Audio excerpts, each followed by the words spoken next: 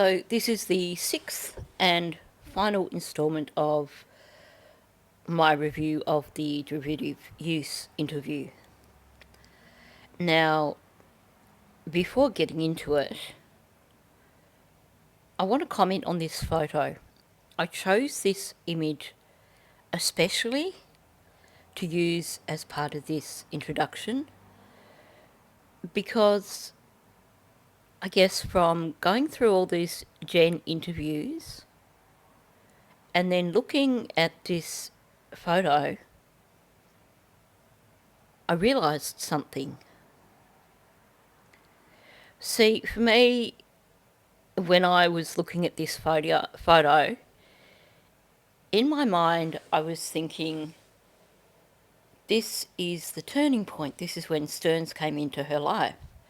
You can see it in her eyes. There's just something so poignant about this photo, something that just makes you want to take this child out of the situation she's in and find a safe home for her. Now I know that the darkness under her eyes is classic signs of asthma, and obviously the paleness can also be a sign of asthma. When you struggle to get air into your lungs, that's how you present sometimes.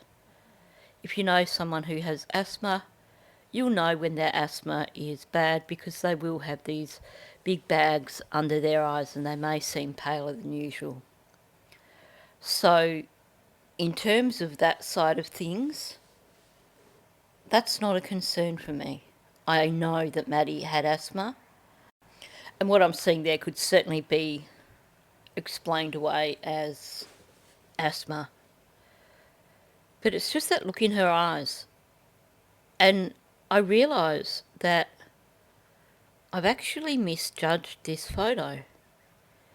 Because when you look at it, Maddie couldn't have been older than 5 in this photo. She looks like she would have been around 5. I think even 6 would be a stretch. This photo was taken before Stearns was in Maddie's life. And yet there's an old soul in those eyes.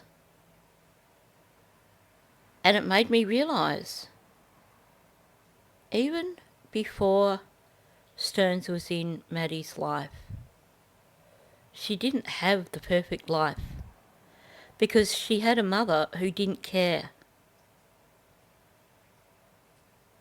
She had a mother who, in my opinion, is a sociopath and a narcissist. Not only did she put herself first, but I believe she felt jealousy or resentment towards Maddie. And maybe it goes back to when Maddie was a baby, because we have heard the speculation that Jen got pregnant to try and trap Tyler. And maybe there is some resentment there because it didn't work. Now, we've heard the interview with her ex-husband Stephen, and we've heard other interviews that suggest that perhaps before Jen's mental health deteriorated, that maybe she was a good mother. But I'm going to say this.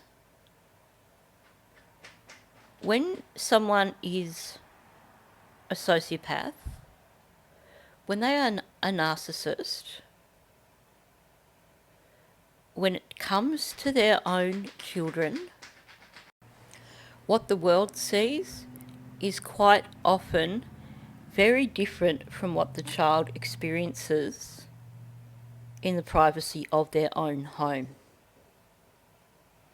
They may, in public, gush about their child and may do all the things that make it appear that they are a loving mother who's really, really proud of their child. And then when they get home, it all switches off. and the child is just almost an inconvenience. Certainly, the child is no longer the number one priority. When you're looking at someone like Jen Soto, being a sociopath, being a narcissist, isn't something that just evolves with diminished mental health. It's just part of their personality. Meaning that even before Jen's mental health deteriorated and she was diagnosed with bipolar, she was still a sociopath. She was still a narcissist. So her attitude towards Maddie has probably never changed. This child probably was desperate for a loving home. And I think we need to keep that in mind. This is not at all in any way trying to downplay what she experienced with Stearns. Just trying to point out that that was just an escalation of an already challenging life for a child who seems to have just not been given enough love or not given the right kind of love. I may be wrong. I'd love to hear other people's perspective on this, but that's how I'm looking at this. So moving back onto today's video. We finished off yesterday with the discussion of Maddie's phone, the discussion of Jen not knowing that if Maddie had taken her charger cable upstairs with her. Now, someone pointed out that in the US, new phones actually have the same cables as iPhones and Androids. And I realised actually that's the case here in Australia too. And someone pointed out it's the same case in the UK. So I thought, okay, yeah, well, maybe Maddie didn't need to take her phone upstairs. But then I thought, well, who can manage to share their phone cables these days? If you need to charge your phone and someone else needs to charge it, you're not just going to go, yeah, okay, I'm not going to charge it now. Given the amount of use that Stearns seemed to have been getting off his phone, I'm guessing that he probably wouldn't have made his charger available to Maddie. The other side of that is looking at the configuration of the camera on Maddie's phone, looking at the fact that Maddie's phone is purple. I am going to say, I'm going to take an educated guess that that phone is actually an iPhone 14. Those models actually still use lightning cables, I believe. I know in Australia they do. My phone is an iPhone 14 Plus and it uses a lightning cable. But if you are someone in the US and you have an iPhone 14, let me know what sort of cable you use, whether it's lightning or whether it's the newer version. So moving on from Maddie's phone, this part of the conversation continues with a discussion of Jen's phone, how she charges it, all that sort of stuff. Now, just a reminder with this also, at this point in the interview, this is now Detective Mark Morris asking the questions. So he does start to ask some more pointed questions, which to me suggests that these questions are based on things that are known to the detective, things that they have evidence of, information that they have from Jen's phone. Also, forensic evidence relating to the townhouse, because it does go back to... There's a few discussions here. We have the discussion of Jen's phone. The discussion goes back to the Sunday night. And then there is a discussion about the sort of linen that would have been upstairs in bedroom 4. And there's a huge revelation there that I discovered, which you'll see when we get to that point. So, on that note, let's just jump in. How do you charge your phone? I charge my phone with my charger next to me on my side of the bed. Okay, is it one that you plug in or... The magnetic one. Okay. Now, when you go to bed at night, is there any kind of routine that you do with your phone? If you're texting, looking on TikTok or whatever, and you go to bed, you just set your phone down and go to sleep, or what's that routine like? I'll TikTok until I start dozing off, and then I'll put my phone on the charger, make sure my alarm's on, and then just lay down, close my eyes, and hope not to think of too much, just fall asleep. I'm willing to bet that they have data from Jen's phone showing that it wasn't on that charger the entire night.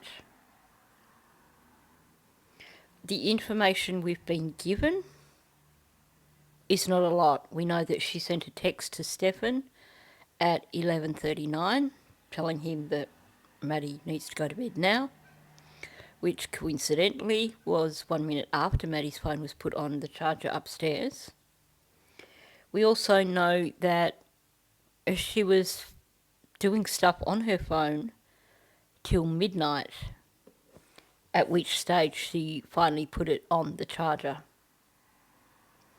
We know that she took it off the charger shortly after 9 o'clock the following morning, but we haven't been given any information in between.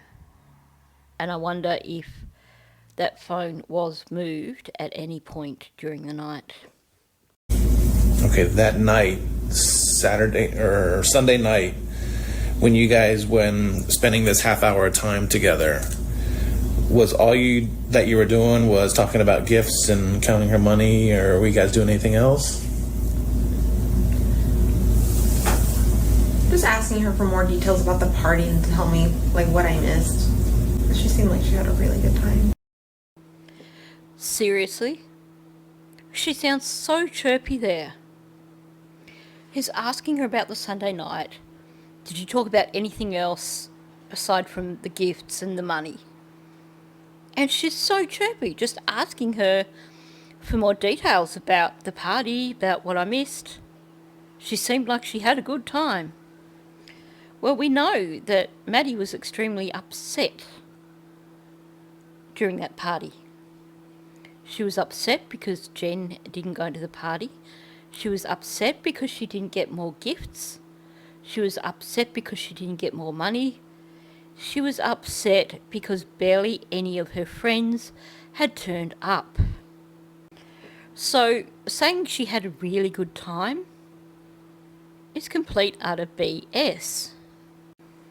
And let's be realistic here.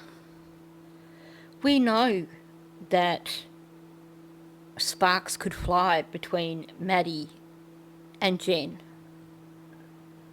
So you have a 13-year-old teenager who has had a crappy birthday, has been upset throughout that birthday, and supposedly her mother wants to know how that went. Is she really going to turn around and say, oh, it was fantastic, I had so much fun? No, everything we know about Maddie, everything we know about Jen, everything we know about that party had Jen actually tried to discuss that party with Maddie, I feel pretty confident that Maddie would have unloaded on her in a major way. Maddie was upset, and when you're upset, who do you take it out on? You take it out on the people who are closest to you. Regardless of how good or crappy her relationship was with Jen, Maddie shared a house with Jen, meaning that Jen would have been first in the firing line for Maddie to basically vent over her birthday. She'd already done it with her best friend, but you can bet that given Jen's disinterest in Maddie's birthday, her being more interested in getting a shift of work than actually attending Maddie's birthday, you can bet that Maddie would have completely offloaded on her had the topic been brought up. Meanwhile, it appears that this whole conversation of, hey Maddie, wouldn't it be nice for you to go and have a nice breakfast at McDonald's as a late birthday? Apparently that never occurred because Jen isn't talking about that now. Apparently she didn't send Maddie to get all her stuff ready for the next day, get her clothes out, prepare her bag, all that sort of stuff, because she's not saying that happened either. She also didn't have a discussion with Maddie about the fact that Stefan would be taking Maddie to school the next day. Her claims that they had started watching Sister Act but ran out of time, well, apparently that didn't happen either. Perhaps Jen should have taken notes after each of the interviews that she did so that she could remember what her stories meant to be.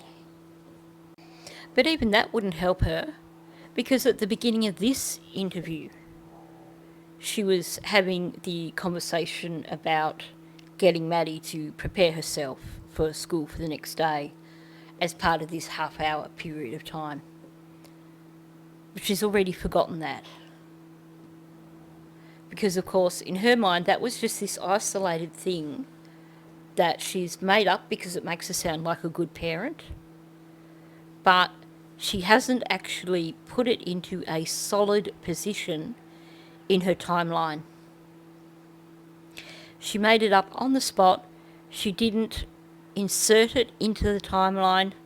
So now when she's asked about this specific part of the evening, she's forgotten that because she didn't have a concrete place to put it in the first place. It was just this nebulous thing of, well, this is probably what a good parent would do. This is also a good explanation of how I knew what Maddie was wearing, what Maddie was supposed to be wearing. But it doesn't actually belong in her timeline. Meaning that never happened either. She's basically given these different accounts in relation to the Sunday night as excuses for various things, but in her head she's not actually tied them all together because they were excuses. They're not something that was set as a solid thing that actually occurred. It's more of an idea than a realisation.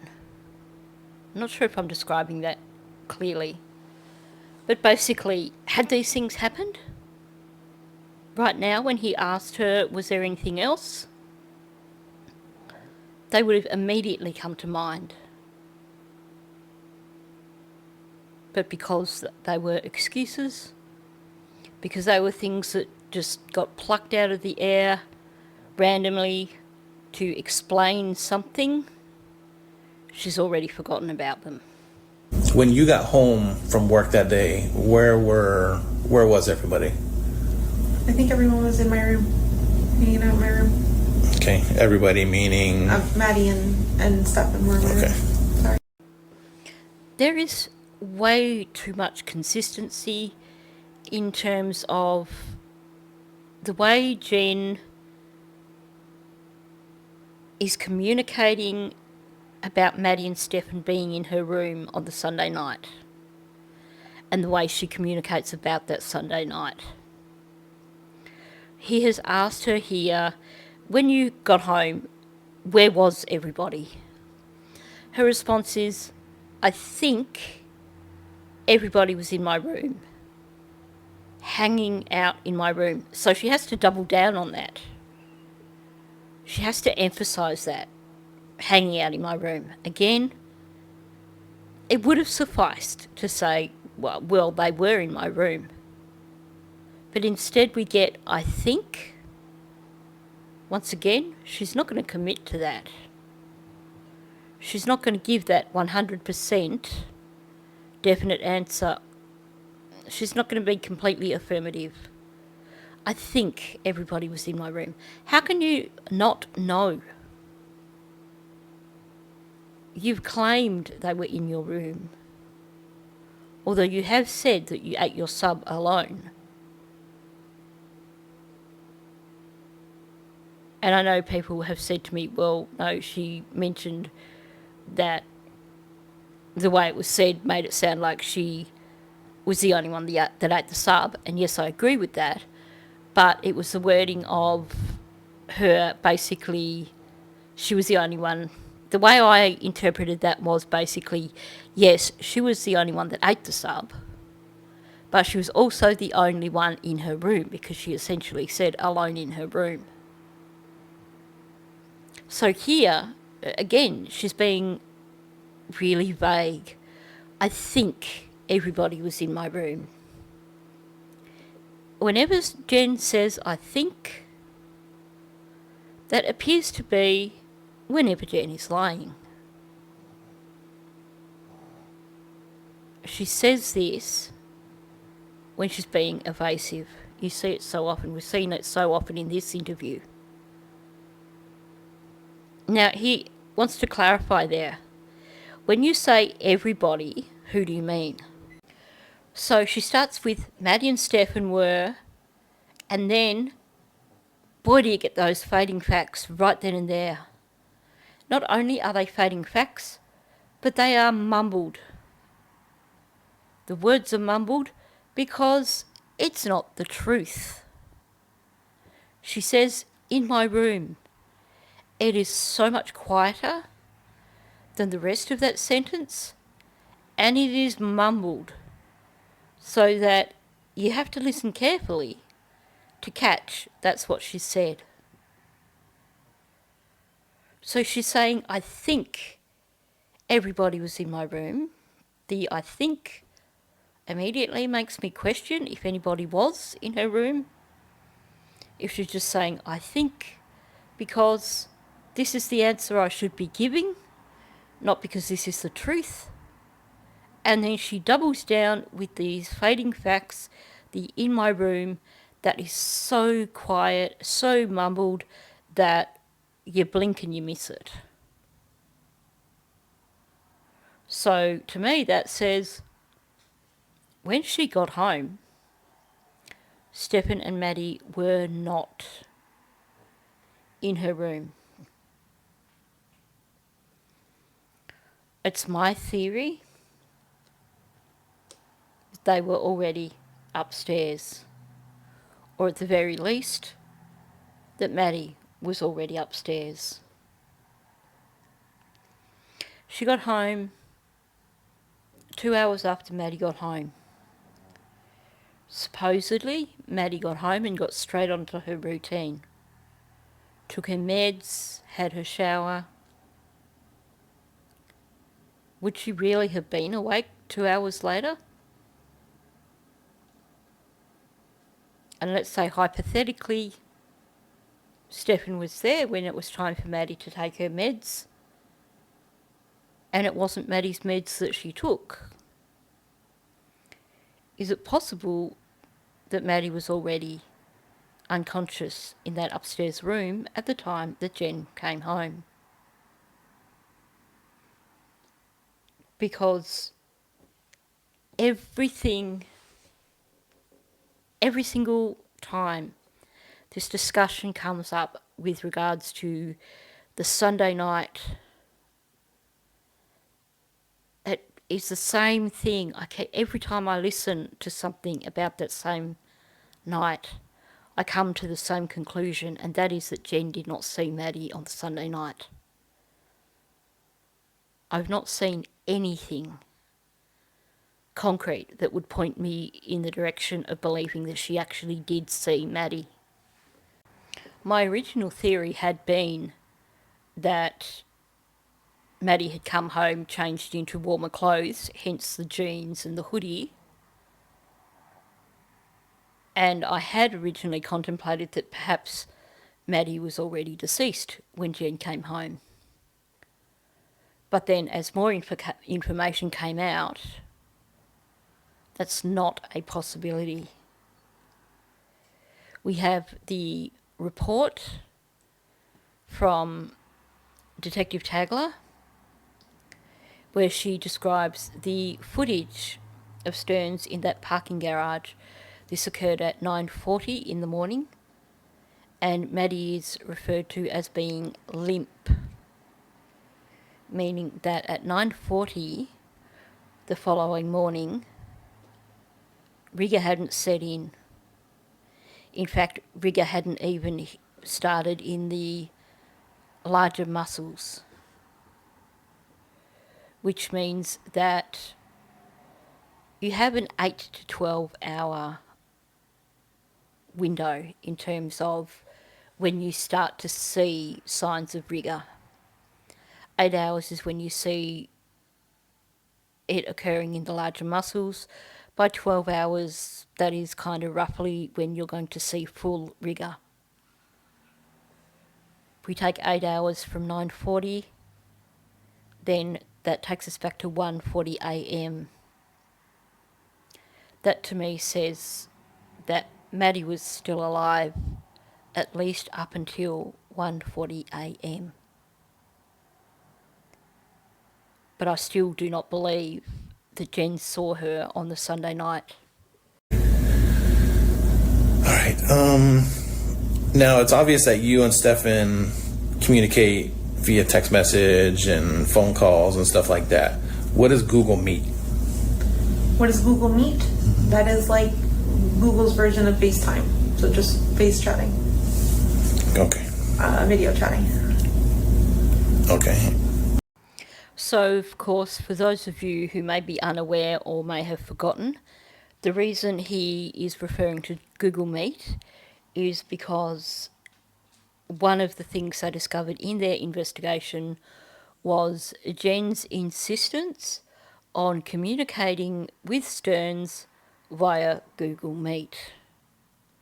This, of course, means that those conversations were not recorded because there is nothing left of those. It's like FaceTiming someone. Unless they actually screen record it, that whole conversation is gone. So it is, to me, extremely suspicious that Jen insisted that they communicate via Google Meet. Especially when you take into account that, according to a YouTuber by the name of, I believe it's Oblivious Benson, she's brilliant in terms of IT stuff. She could be a forensic digital analyst based on her skills, her abilities. And she's looked at both Jen and Stefan's online presence and has basically discovered that Jen's online presence is extremely minimal. So I find it fascinating that rather than relying on text messages or Facebook Messenger or the many, many ways that you could communicate, that her preference was Google Meet. one of the ways that you can communicate without your conversations being traced at a later date.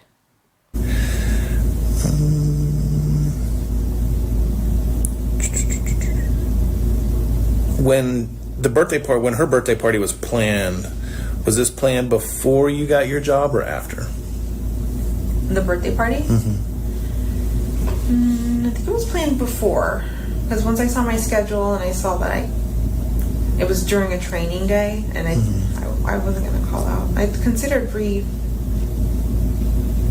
the party, but my family was insistent to just keep it that day. And I said,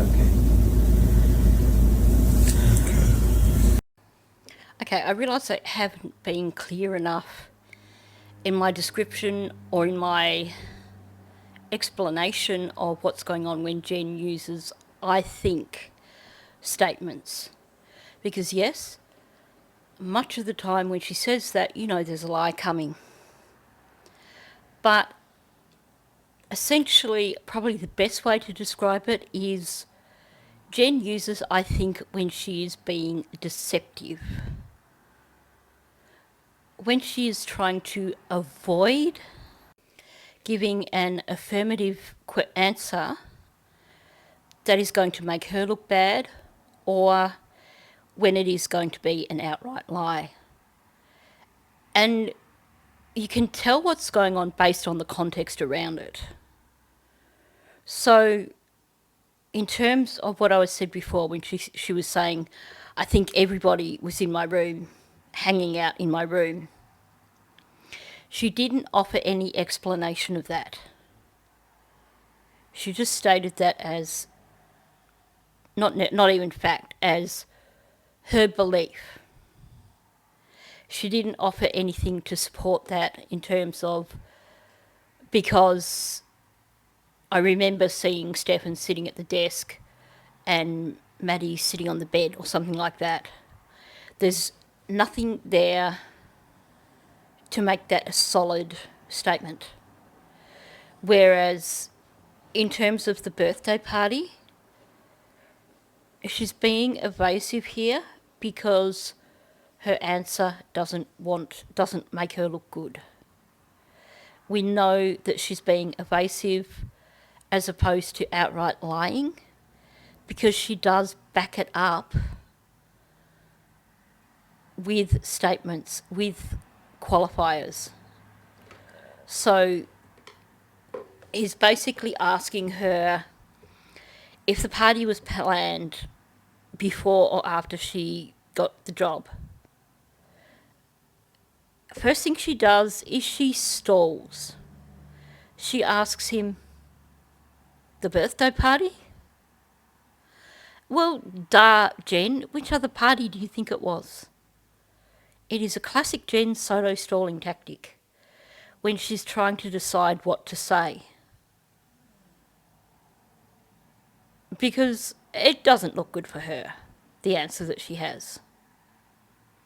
But of course, in this instance, she knows they've interviewed her family. She may not know what her family have said. So, obviously, she's got to tread carefully here. So after the stalling tactic with the birthday party, you then get the pause with the still thinking about it. And that's when she comes out with, I think it was planned before, and you get a pause. And then she really bumbles around with her sentences, which is so classic when she's basically, she doesn't want to admit to this because it makes her look bad. Once I saw my schedule and I saw that and she can't finish that sentence, it was during a training day, and then she goes really quietly, I wasn't going to call out. So, fading facts, I wasn't going to call out. Basically, she didn't want to. And then Still, I considered and she can't finish that sentence. Clearly this is a lie. Rescheduling the party, but my family was insistent to just keep it that day. And then very quietly again, I said okay. So what I'm taking away from here is that she's given enough detail here to show that it definitely was planned before she found out about her job. She's being evasive. She doesn't like giving this answer because it makes her look bad. So she doesn't want to give the definite affirmative, heck yeah, it was planned before I got my job. And, I saw my schedule and I went, oh, well, stuff that. Maddie misses out on having me at her birthday, whatever. Because that's her attitude here. The way she's stammering about it, the way she's not finishing her sentences. One thing that she said that was very affirmative, even though it was super quiet, I wasn't going to call out. Doesn't even finish the sentence because it makes her look really bad. I wasn't basically going to... so she's admitting here that she didn't even ask about having time off for Maddie's birthday. She didn't even ask about changing her schedule for Maddie's birthday. She really didn't give a rat's ass. And in fact, she then turns around and says, well, I considered rescheduling the party. So in her brain, the solution is to reschedule the party as opposed to asking for a change of schedule. Because, of course, the party was organised. Of course the family insisted on keeping it that way. She probably only told them the day before and gave them no option in terms of rescheduling. So what she's showing here is how incredibly selfish she was. And I think on some level she realises that, which is why she is so reluctant to give an affirmative answer to this question. Why she only comes out with, I think it was planned before. Because then she shows us that it was planned before.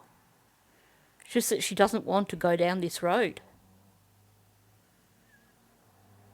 She admits that she wasn't going to try and change her schedule. But that comes out so quietly. Because she knows that's not what a caring, responsible parent would do in this instance. She knows that once again, she put Jen first. Saying she considered rescheduling the party, she can't even get that sentence out. That tells me that never even crossed her mind. And we actually heard from, I think it was Stephen, who said that Jen actually didn't like family events.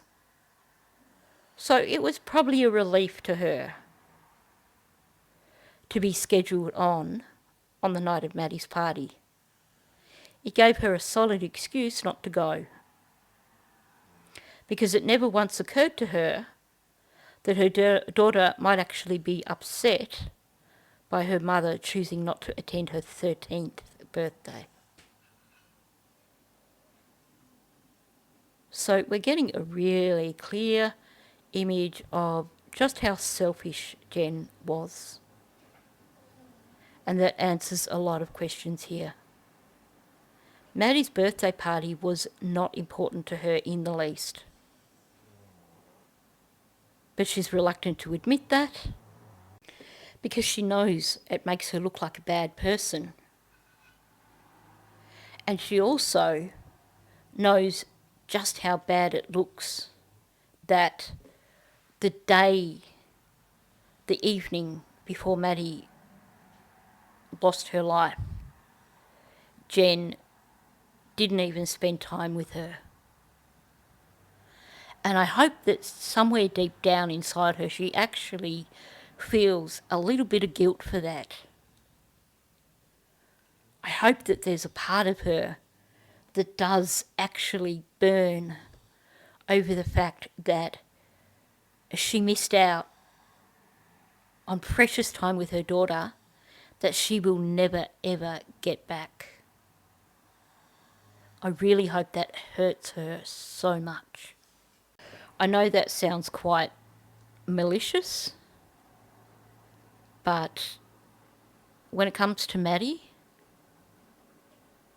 and when it comes to Jen, she deserves no sympathy, in my opinion. All right, so Stefan moves out of his room, and I think you mentioned that your dad had plans on renting that room again to somebody else. Is that right? Yeah. How was that room set up? How was Stefan's room set up after he moved out? Pretty much the Best same. or- Pretty much the same. The bed was in the same location. The TV, the dresser, the desk, and the mini fridge. Everything stayed in the same location. Okay, was the bed, and did it have comforter, blankets, and all that stuff on it, or? When he moved out, everything was empty. There was a mattress protector cover on it. But I had clean sheets and clean blankets to put on, like they're available. So Where were they available? in the closet, Okay. and I did, yeah. I let him know they were there. So essentially what we're finding out here is that all the furniture in that room was supplied by Juan. So it's a fully furnished room. That includes all the linen. Now what I find really interesting is that she's saying the room stayed the same after he moved out, except that essentially the bed was stripped and all the clean linen was in the closet. To me, that's the opposite of what you would do. To me, once that room has been vacated,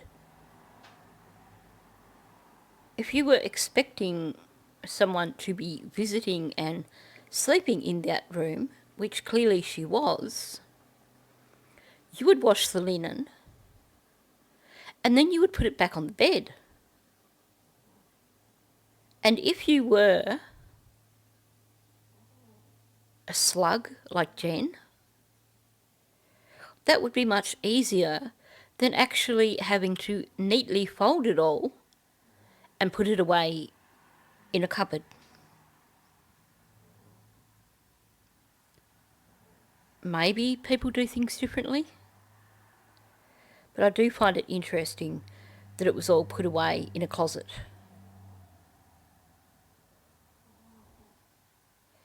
Now, there's been a lot of discussion lately with regards to the bedding that was on that bed having been tested and not shown particular types of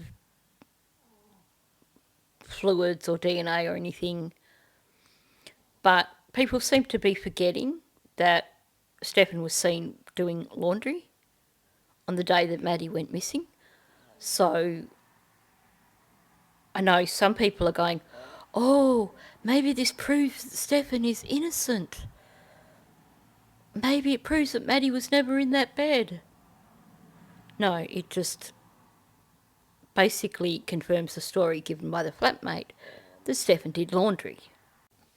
Now, I found it interesting what Jen said at the end. Again, not even full sentences. And I did, yeah.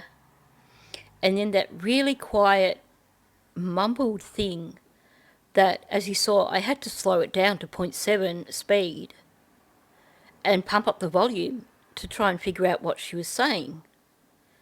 now that I'm not even there. So I think she's trying to say that, you know,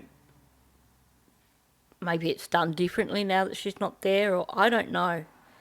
It just seems like a really weird comment to come out with.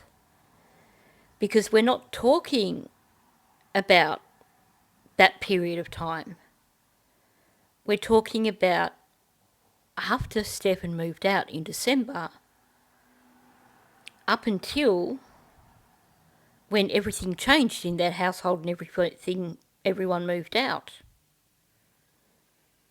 What happened after Maddie was gone is irrelevant. So it's a really bizarre thing for Jen to come out with, especially after the whole, and I did, yeah, now that I'm not even there. Now that I'm not even there, what?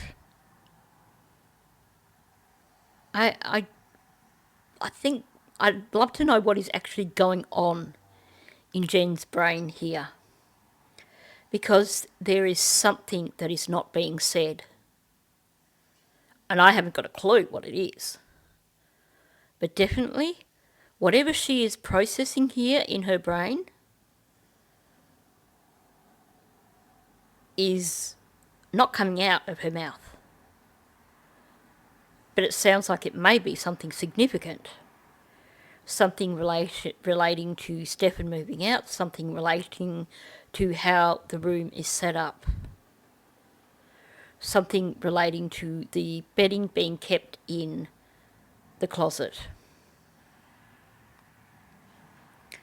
Maybe the now that I'm not even there is referring to maybe the bedding is on that bed now and it is all neatly made up, waiting for new tenants to move into that townhouse. Because at this point in time, it has not appeared anywhere in any real estate, meaning that it is either sitting empty or it has been advertised and there are new tenants. Do you know if he made the bed? I don't know, but I'm going to assume he. I don't know. But I'm going to assume he. I don't know. So, whenever the topic of bedroom 4 comes up, Jen becomes squirrely. So, we've had her claiming no, she didn't go up to bedroom 4, and yet when asked about Maddie's stuffies and blankies, she says she didn't see them up there. She also says, well, he must have choked her or drugged her, because how else would you do it and leave no mess and no evidence? And then catches herself and says, was there any mess? Was there any evidence? And here again, they're asking her if she knows if Stefan made the bed. And we get, first of all, I don't know, but I'm willing to assume he... And she can't finish the sentence. And then she goes so quiet and does the mumbling thing, which ends with, again, I don't know. Why suddenly so quiet? Why the mumbled, I don't know? There's, once again, she's not wanting to discuss what she knows about bedroom 4. She tries to say, I'm willing to assume he, but she can't even finish that sentence. In Jen's mind, she needs to separate herself from having had any connection to room 4 on that evening and that morning. And in fact, following Maddie's disappearance. She's very careful when it comes to talking about room 4. She does not want to give the impression that she ever walked up those stairs and went anywhere near room 4, even though she tends to contradict herself. And again, here, talking about room 4, suddenly we get fading facts, we get her unable to finish sentences, unable to give a clear answer. She's not going to give a clear answer because if she is able to give a clear answer, she's essentially admitting that she has been upstairs in room 4, and that immediately puts her in the location where her daughter's life was ended. To me, that sounds like guilty knowledge. Jen is very careful about basically disconnecting herself from anything associated with Maddie's death. What did the blankets look like that would be used to make that bed? They would be white cotton linen sheets with, they're white, but they're white stripes, different shades of white. So white stripes going down it. That was a fitted cover, then a sheet, and then the pillowcases. And it should have been like a warm blanket in the closet somewhere. The same color, white or Maybe gray. So instead of working on this video, trying to push through to the end, I just went down a huge rabbit hole there. Because the way Jen spoke about the bedding for room 4 really caught my attention. So they wanted to know basically what was there, what should have been there. As she started talking about the sheets and the pillowcases, she said there would be, and she gave descriptions of the off-white sheets with the white stripes and stuff, and there was a fitted cover, and then a sheet, and then the pillowcases. Now, was a fitted sheet? Yep, I'm fine with that. Because, as I said, no one is in that townhouse anymore when she's doing this interview. So I'm satisfied that she is talking about that particular time. This is how it was set up. These are the things that would have been on the bed. And note she said would be. There would be. That is affirmative. That is a definite. There would be. You can walk in there and there would be these things. There's no doubt over that. And then she goes on to talk about a blanket. And she says there should have been a warm blanket in the closet somewhere. There should have been a warm blanket in the closet somewhere. Meaning that maybe there was, maybe there wasn't. But if there wasn't, there should have been. It should have been in that closet somewhere. You know when your kids go looking for something and they don't really have a proper look. They might open the cupboard door, stare at exactly what they're meant to be looking for, and turn around and tell you it's not in there. And without actually going and seeing for yourself, you're going to say it should be in there somewhere. Meaning that's where it belongs,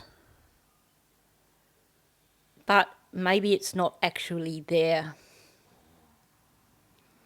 So because she said it that way, after being very affirmative about all the other things, there would be these sheets, there would be a fitted cover and then pillowcases.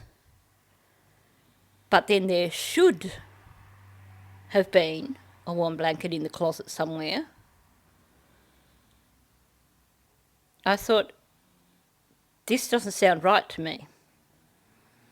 So I've just been diving through the 500-page document and through the 806-page document and having a look at the lists of evidence. I also went looking through all the photos from the apartment. And you know what?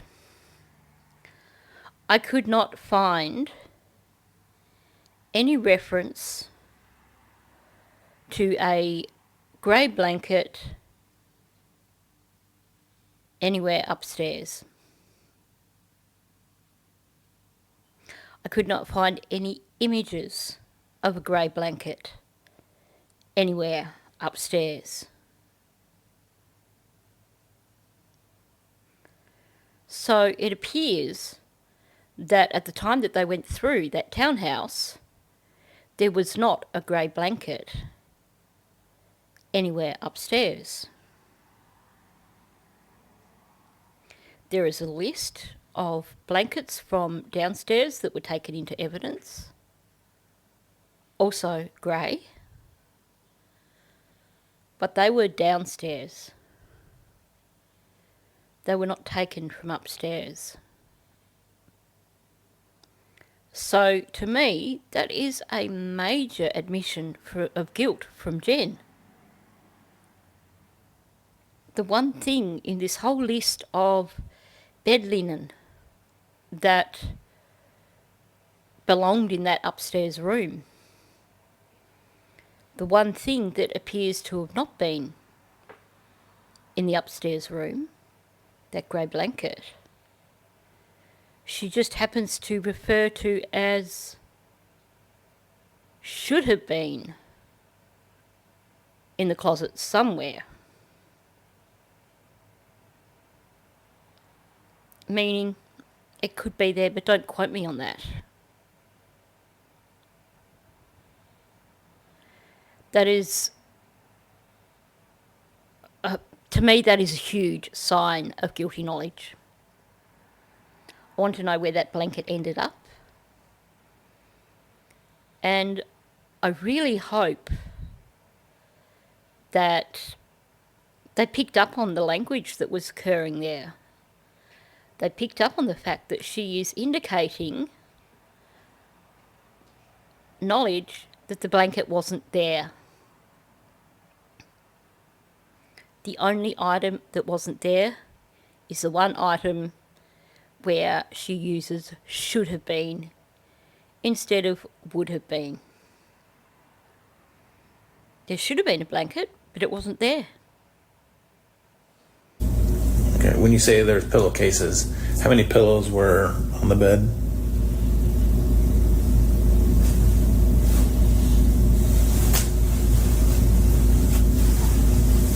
I'm not sure. I know that we had taken things out of that room before. I don't know if we used those pillows. I'm not sure what pillows were in there. Now, we've all looked at those images of that room so many times that we know there was one pillow in room 4. And yet, supposedly 2 people slept in that room the night before Maddie went missing. So he asks her how many pillows were in that room. And you get a long pause. This has got to be one of the longest pauses we've had from Jen in this interview. And then very quietly she says, "I'm not sure." And then we get the over-explaining yet again. I know that we'd taken things out of that room before. I don't know if we'd used those pillows. I'm not sure what pillows were up there. And when she says, "I'm not sure what pillows were up there," we get the fading facts. So by the time she gets to up there, she is much quieter. She knew what pillows were up in that room.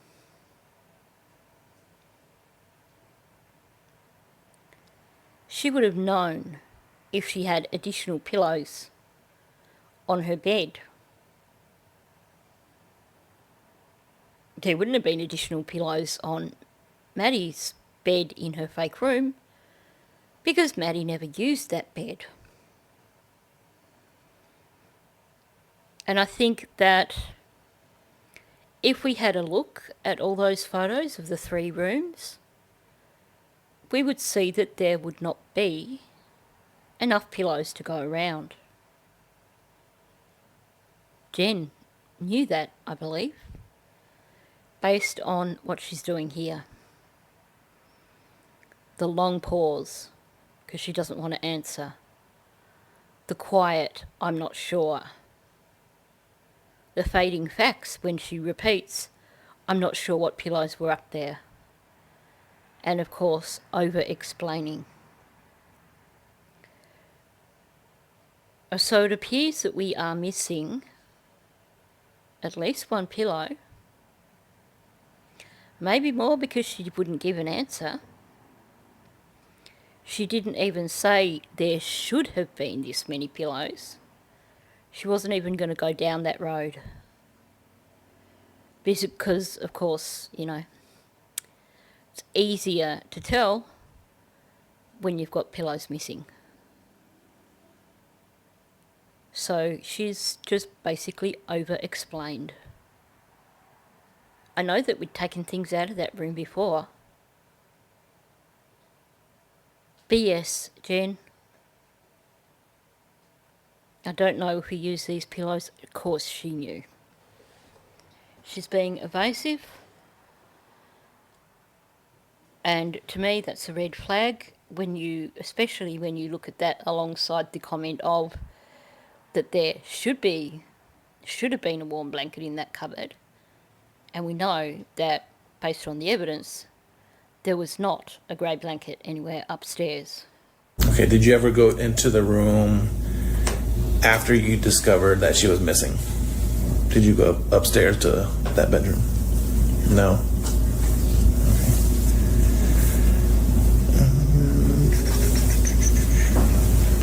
Okay, so I'm going to guess by the fact that he verbalised it and said no in confirmation that she just shook her head.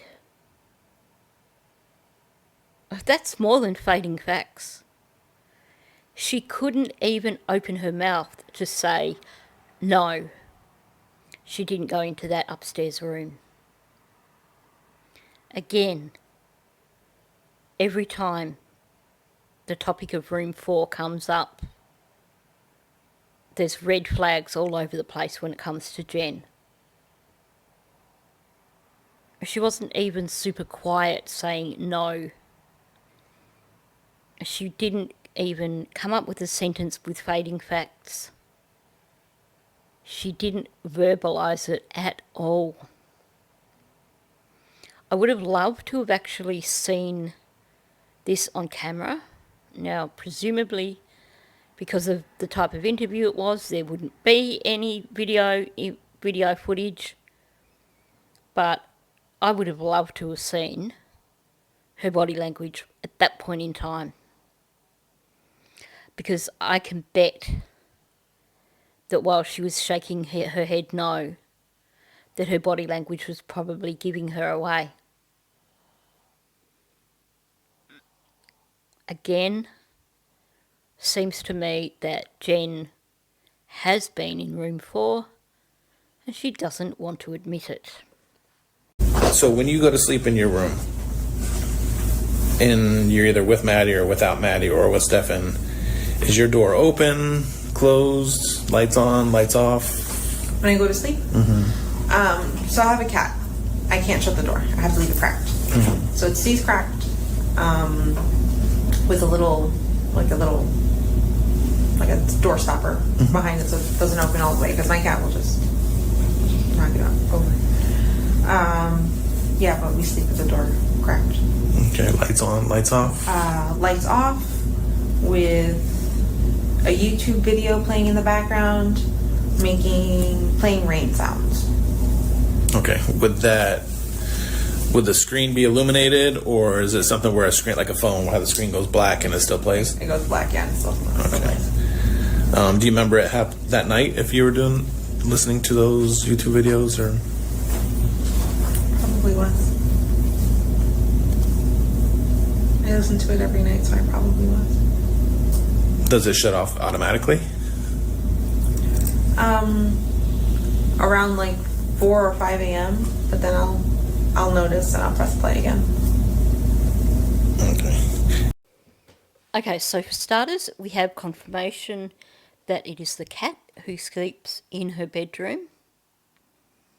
No mention here of the dog, because of course the dog doesn't sleep in her bedroom. The dog sleeps out in the living area. Now, she mentions that the door is ajar and she uses a door stopper to stop the cat from opening the door further. Well, it must be a pretty crappy door stopper then, if Stefan was able to push the door open on the Monday morning and into the room to collect the dog. It's possible that the gap in the door was wide enough for the dog to get through, but based on what she's saying there, I would have thought it wasn't wide enough for Stefan to get through. So either it is a crappy door stopper and the door can be pushed open easily from the outside, or she got up and opened the door for him. That also begs the question of, she would know full well then that Maddie hadn't come into her room that morning. Because even if she didn't need to get up and open the door, just the additional movement, the additional noise of opening a door with a door stopper in the way would be noticeable. And what he's done here too is he's got a bit of an admission out of her. And she basically offered it up without, I guess, realising what she was saying. So he's asking lights on, lights off, and she goes, lights off, and I have a YouTube video running which has rain sounds. And it goes through the usual questions of trying to get a straight answer out of Jen. Did you have it that night? Well, I probably was, because I listen to it every night. Well then, yes, you would have done. Again, you have Jen being evasive. She doesn't know where the questioning is going, so she doesn't want to give a straight answer. But she puts her foot in it here and she says, it shuts off at 4 or 5 a.m. and I'll notice and press play again. Meaning that she's not that much of a heavy sleeper if she can wake up at 4 or 5 a.m. because of her rain sounds stopping and reset it. And of course, we know that she woke up when Stefan entered her room. So essentially, she's admitted that she's not really as heavy a sleeper as what she claims. Now, obviously, because that's an admission during this particular interview, that puts them in a position where, unless they can prove it otherwise, they can't use it. But remember earlier when he asked her about her phone and if she'd picked it up through the night and stuff like that? My guess is they've definitely got data from her phone which shows her active other than like putting her phone on the charger at 12 p.m. So I'm not concerned by that admission, because if she was awake through the night, if she was moving anything through the night, I'm guessing they've probably got phone data. Is it fair to say that you're easily woken up or no? But it sounds like that, or...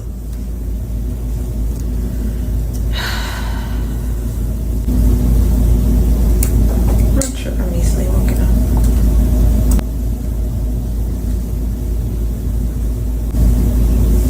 I don't know. Okay. Oh yeah, that moment when you suddenly realise that you've put your foot in it and admitted that you are easily woken up. Because that's essentially what she was talking about with the phone, with the rain music. So he asks her, is it fair to say you're easily woken up? And we get the long pause and the Soto sigh. That's the oh crap moment for Jen, when she suddenly realises what she has done. Now, just so we're clear, I boosted the audio there to twice the volume. So after the sigh, she says, I'm not sure if I'm easily woken up. And then we get another long pause, and she says, I don't know. Like I said, I had to double the volume there just to be able to hear it. She doesn't want to admit here that she's basically put her foot in it and said that she's easily woken up. But her response gives her away because of how quietly she says it. Her brain is preventing her from saying it at a normal audio level, a level that can actually be heard by most individuals. Now, the purpose of you telling or having Maddie sleep with Stefan upstairs is because you told me before that you needed a good night's sleep. Yeah. If you needed this kind of sleep previously to when Stefan wasn't there, what would happen? You mean if Stefan wasn't there and I needed this good night's sleep? Mm-hmm. It depends. If I had missed my meds the way I missed them that night and I wasn't feeling, or I was feeling just how I was feeling, I'm not sure if I would have had her have her sleep with me on the other side of the bed, or if I would have sent her upstairs to the guest room. But she sleeps like a monkey. She rolls. She'll start on one end of the bed and end up on top of me by the end of the night. And she's a gymnast, I guess. But Have you ever sent her upstairs to sleep? no, not for any of these reasons. Have you ever sent her upstairs to sleep by herself? Alone? Mm-hmm. No. I really hope that in choosing to ask this question, Detective Morris did so because he already knew the answer and they had clear information showing that. Because that one snippet of conversation makes Jen look guilty as hell. So if he's asked her this, not knowing the answer, and they cannot prove this independently, he's lost a massive, massive bit of evidence against her. So the question was basically, if Stefan's not there, have you ever sent Maddie upstairs to sleep on her own?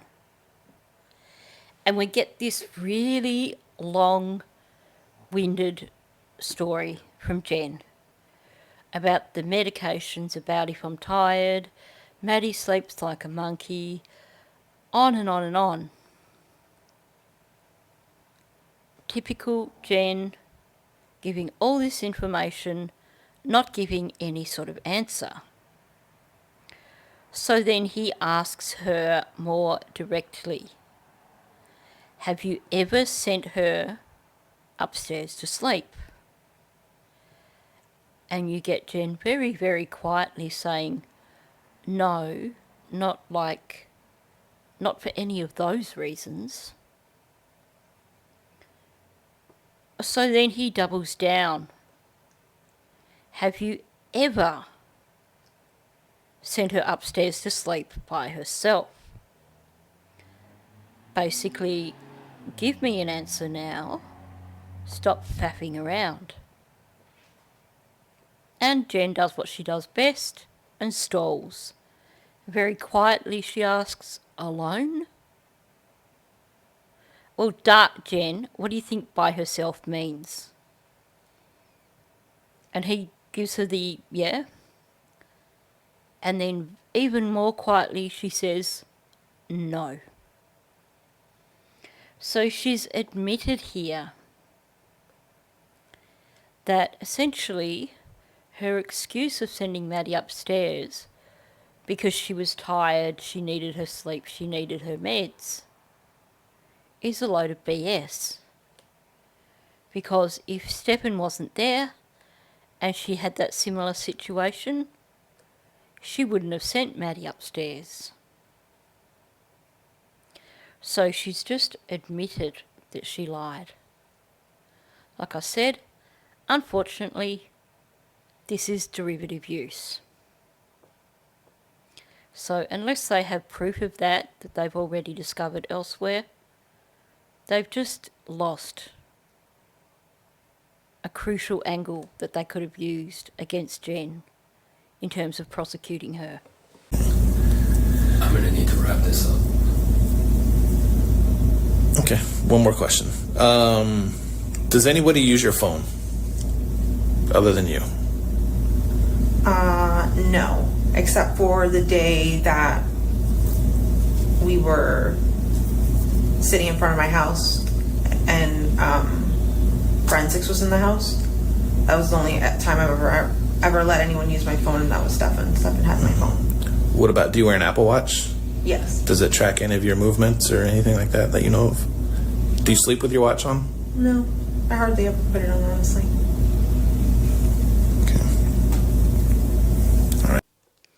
Okay, so my question is this. In terms of this derivative use interview, they don't clarify in terms of if she's not truthful in the interview, is it only those things that she's not truthful about where she loses her immunity? Or does the whole thing go out the window?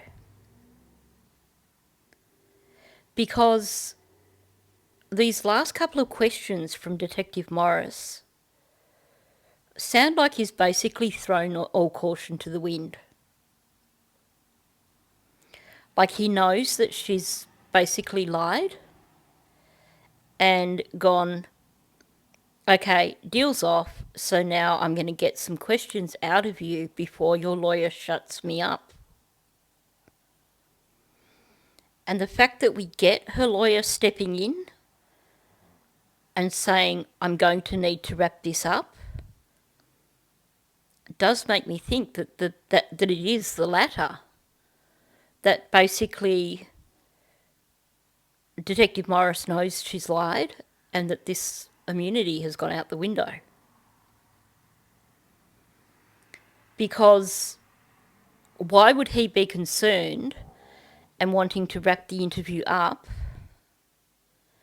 knowing that these harder questions, if Jen is giving truthful answers for them, then she's essentially protecting herself.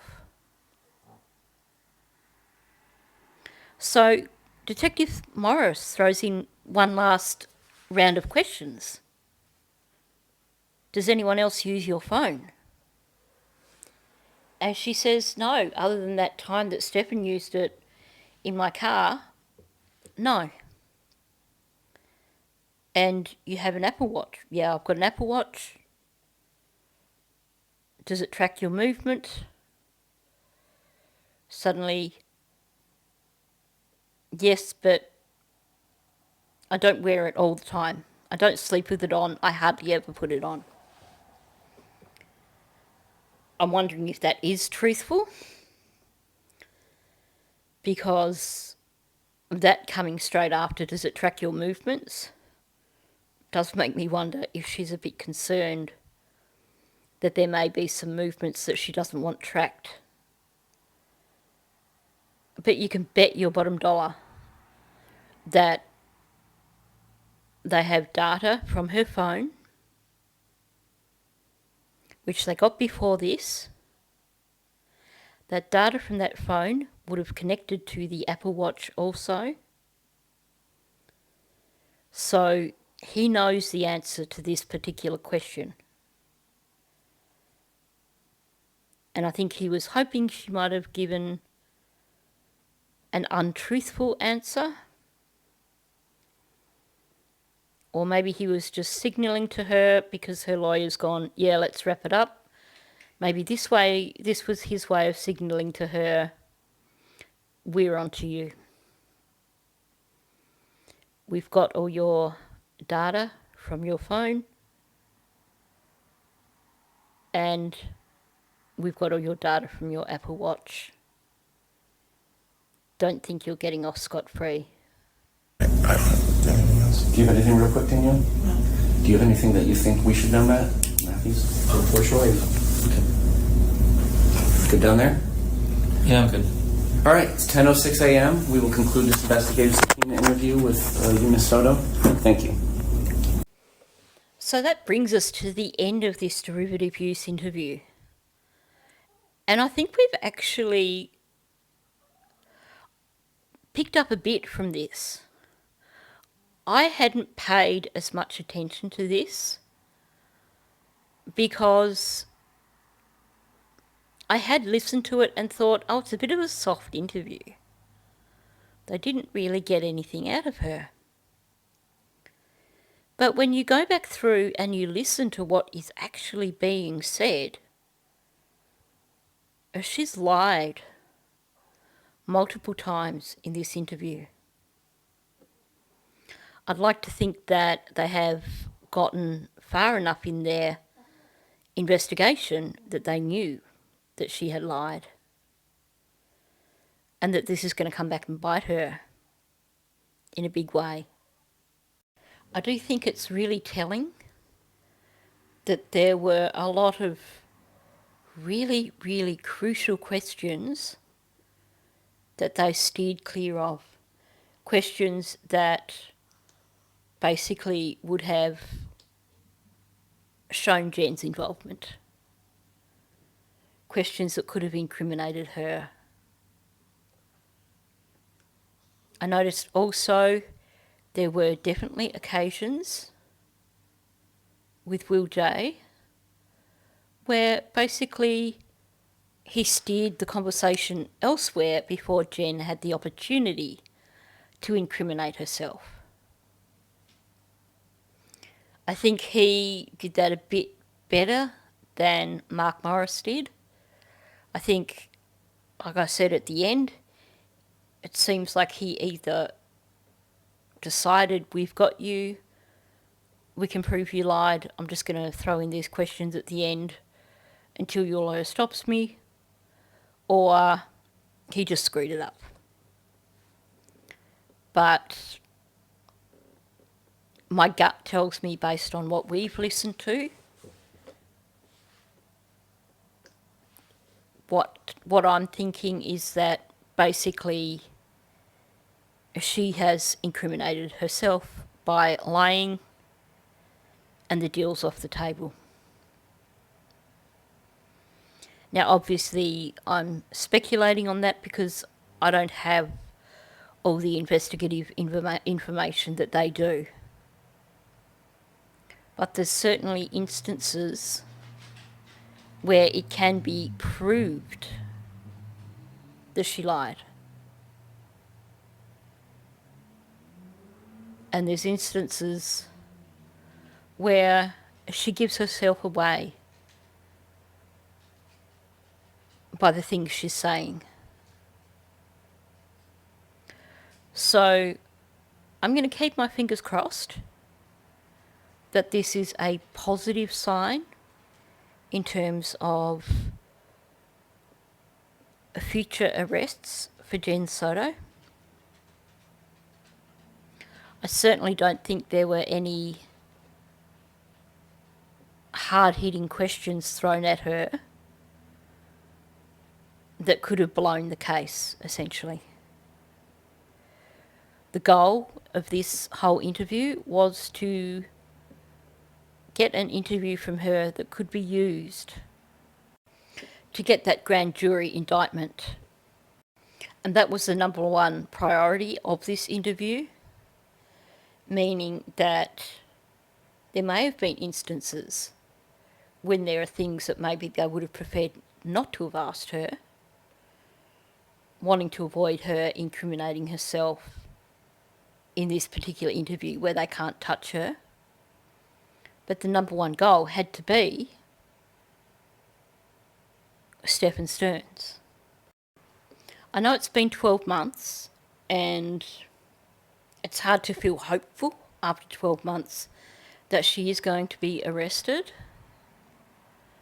But I think we need to bear in mind that the number one goal here is to make sure that Stearns is convicted. And there's multiple reasons why it suits their case not to have any charges up against Jen prior to Stearns going to trial. It makes her look better in front of a jury if she doesn't have charges up against her. Also, if there are charges against her, then they have a hostile witness, a witness who may not be as cooperative as they like. Not only that, up until the point when they decide to bring charges against Jen, basically that is a confidential file. It is a confidential investigation which they don't have to disclose. The moment she is arrested for anything, everything they've got on her can become public information, meaning Stearns' defence team can get access to all of it. So if there's anything there in a case that they've built against Jen that could essentially be used as exculpatory evidence for Stearns, then that's not going to help their case against Stearns. And the other thing that was pointed out the other day by Bill Cannon, or it could have been by Mike Geary, one of them said it in Bill Cannon's episode where on Police Off the Cuff. If you've not seen it, go and watch it.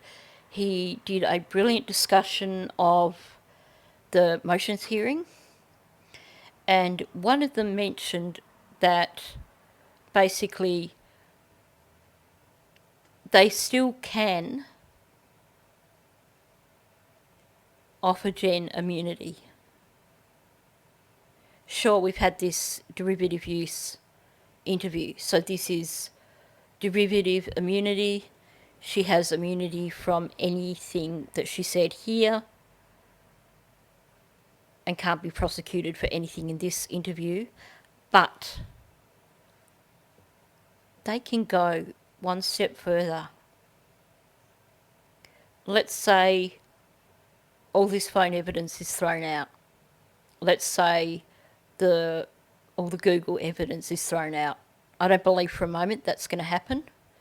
But let's say there is something that occurs that is a major blow for the case against Stearns. Right now they've still got Jen up their sleeves, essentially. They can offer her full immunity if that means the only way of saving Stearns' case. So there's a lot of reasons here why they haven't arrested her yet. So let's just keep our fingers crossed. There's so much that they must have on her. And I do feel confident that she is going to go down. Well, as confident as you can be, because when I say that, I suddenly think of Nicole Kessinger. And she's not the only one. You know where I'm coming from with that. But then there has been speculation that the reason that Nicole Kessinger is free is because she turned state's witness on Watts. I don't believe at this point in time that that is on the table for Jen, because they do have so much evidence against him. But I do think they're possibly just keeping her there on the side, just in case the defence team brings forward something that throws the case. So, with all that said, I'm going to finish here. Now, a suggestion was made. I have got a long list of things that I was going to go through, just little side quests, I should say, in terms of this case. But a suggestion has been made about going back over other interviews. And I'm actually quite interested in going back over the interviews that were done with Maddie's teachers, and possibly some more interviews. So let me know if that is something of interest to you. Meanwhile, we're at the end of this one, so thank you for listening. If you are new to my channel, please subscribe. Also, of course, please hit the like button. Please leave a comment below. Let me know your thoughts. Thank you, and I'll catch you in the next one.